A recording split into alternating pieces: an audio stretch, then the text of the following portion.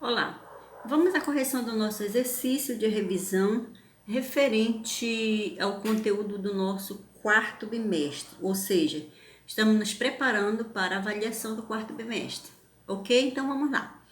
No nosso exercício, ele dizia o seguinte: levando em consideração ou em considerações as hipóteses de Oparin e Haldane, a Terra era primitiva. Aí pergunta-se que fatores os mesmos levavam em consideração. Então aí nós vamos verificar o seguinte: levando em consideração as suas teorias, nós vamos observar que a Terra era primitiva, ou seja, ela tinha como condições a formação de moléculas orgânicas simples que deram origem a essas células, tá? Então era com base nessa teoria que Haldane e Oparin eles afirmavam, ou seja, levavam em consideração as suas hipóteses, ok?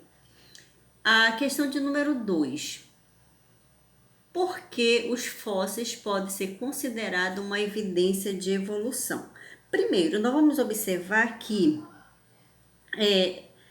a vida atualmente ela não é, ou melhor, nós podemos dizer que ela é diferente dos ancestrais, tá? Ou seja, dos antepassados.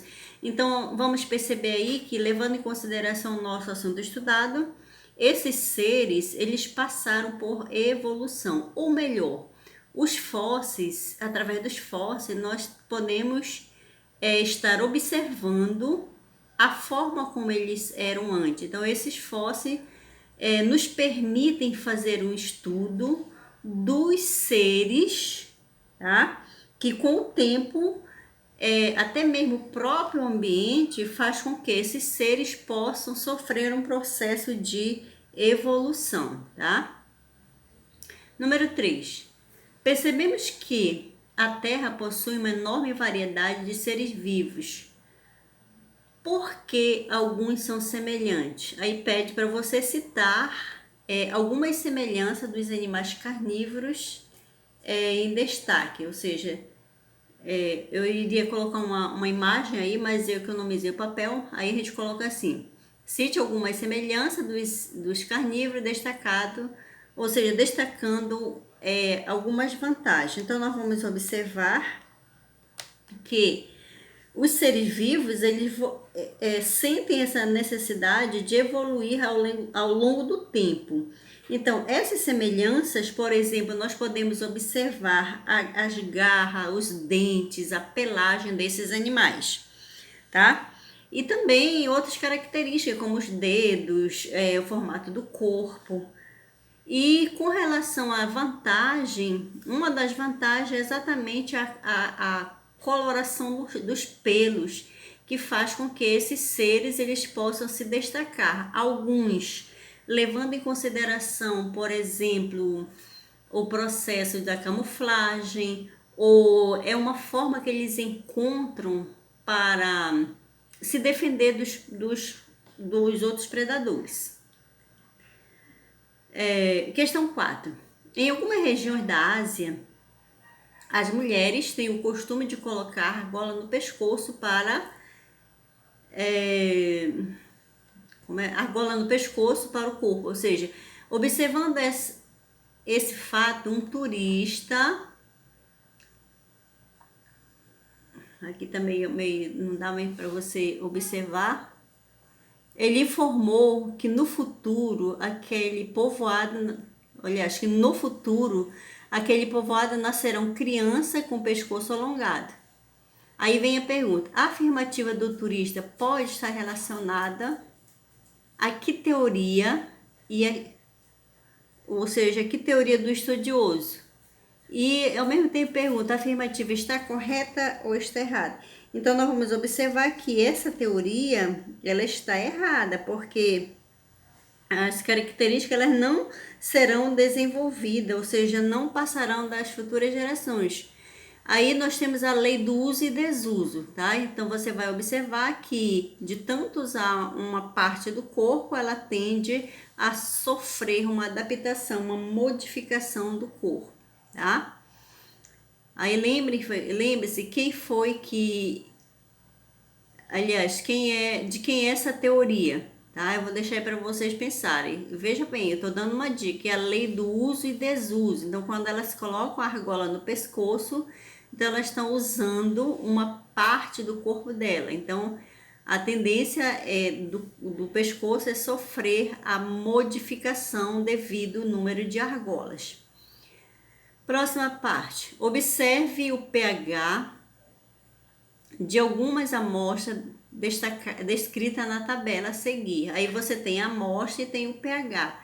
Então, nós temos a água da chuva, o sangue, suco de tomate, solução diluída em hidróxido de sódio, tem o leite, o suco de laranja, a urina. Levando em consideração os valores descritos na tabela, qual amostra mais ácida das selecionadas abaixo? Quer dizer, levando em consideração essa tabela, qual delas é a mais ácida? Aí nós temos a água da chuva, temos o suco de limão e temos o sangue. Então você vai observar, por exemplo, na tabela,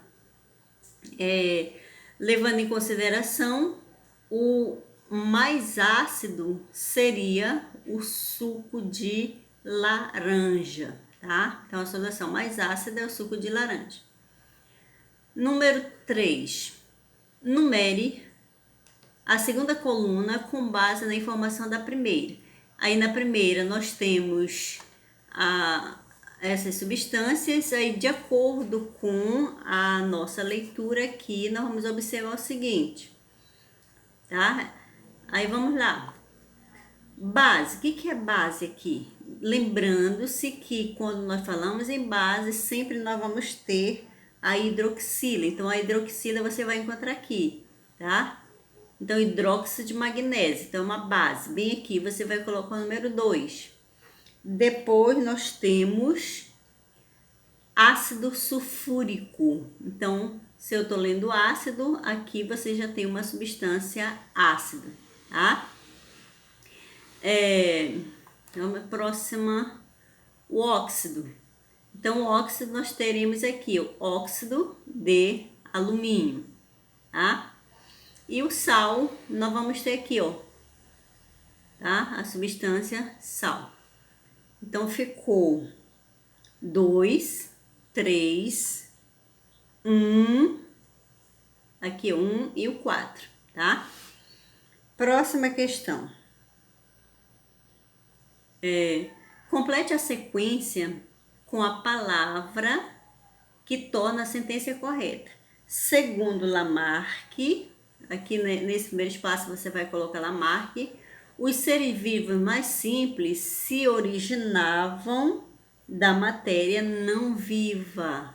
Bem aqui no segundo espaço, da matéria não viva. E se transformavam ao longo do tempo. Aí lembra daquelas situações que a gente colocava assim, por exemplo, a hipótese de alguns pesquisadores, né, dizia o seguinte, que a folha caindo, né, se ela caísse na água, ela ia originar um peixe. E se ela caísse na terra, no caso, quando ela estivesse voando, ela seria um pássaro, transformaria num pássaro. Ou seja, levando em consideração a matéria inanimada, tá? Então, aí nós temos a teoria lamarquista. Próxima. Algumas substâncias químicas são conhecidas pelos nomes populares. Assim temos, por exemplo, aqui nós temos o cal viva, a potássia cáustica e o espírito de sal. Então, esses pertencem respectivamente às funções. O que nós queremos saber aqui? Quais as funções dele? Então, nós temos ácido, base e óxido. Então, você vai verificar que aqui não é ácido, tá? Vamos na outra. Também, vamos ver aqui. Aí nós teríamos, o certo seria o sal, o óxido, aqui ó, a base e o ácido aqui, tá? Repetindo, sal, óxido, base e ácido. A resposta correta, letra C. Vamos lá, continuando aí. Vamos pegar aqui. Um papel filtro embebido indicador universal foi usado para testar o pH da água de uma piscina. Como resultado, o papel adquiriu uma coloração alaranjada. Portanto, podemos concluir que a água da piscina está... Aí nós temos 3 opções. Neutra, ela está básica ou ela está ligeiramente ácida. Então, aí nós vamos concluir que essa água ela está ligeiramente ácida. Próxima. Composto alcalino de sabor adstringente e... quer dizer, repetindo aqui, eu me perdi, vamos lá. Composto alcalino de sabor adstringente, o mesmo que base. Então, nós vamos ter aí, como opção, nós temos, cadê aqui, hidróxido, o ácido e o sal. Então, aí nós temos o hidróxido, tá?